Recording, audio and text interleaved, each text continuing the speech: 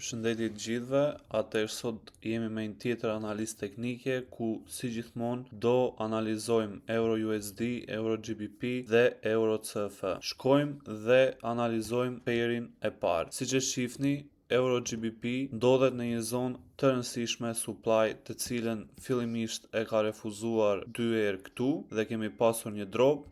Më pas e kemi refuzuar këtu dhe tani ndodhemi përsëri në këtë zonë supply. Ajo çka unë pres tek Euro CF, Euro GBP më falni, është që të kemi një ngjesje të çmimit në këtë nivel, të kemi një qiri bearish dhe nga ky qiri bearish më pas të kemi një rënje drejt imbalancës që është formuar nga ky qiri këtu. Ky është skenari im për sa i përket Euro GBP.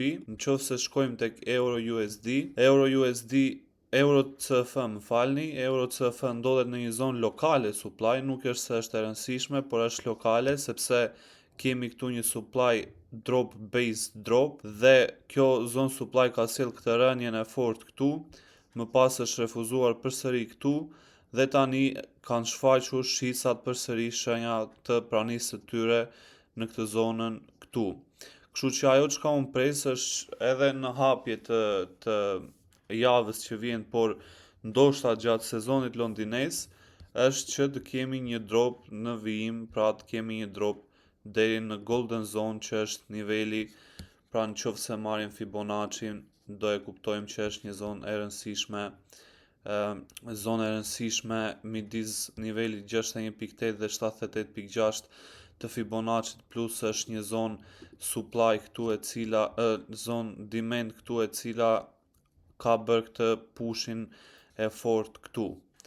Kjo është skenari im për sa i përket Euro CF dhe Euro USD për momentin ndodhet në një zonë të rëndësishme sepse nëse marrim Fibonacci dhe e heqim në pikën më të lartë dhe pikën më të ulët të kësaj lëvizje bullish këtu, ndodhemi në nivelin 61.8 të Fibonacci.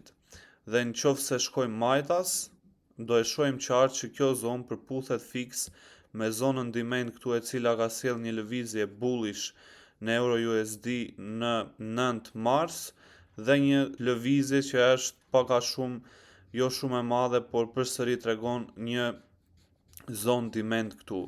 Kështu që Euro USD për mendimin tim ajo çka mund të ndodhi është që të kemi një refuzim të kësaj zone pak më të bindshëm.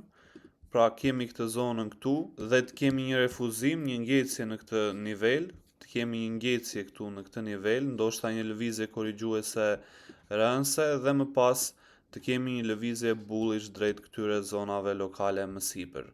Këto ishin dhe skenaret e mia për sa i përket Euro GBP, Euro USD dhe Euro CF. Shihemi në analizën teknike të radhës.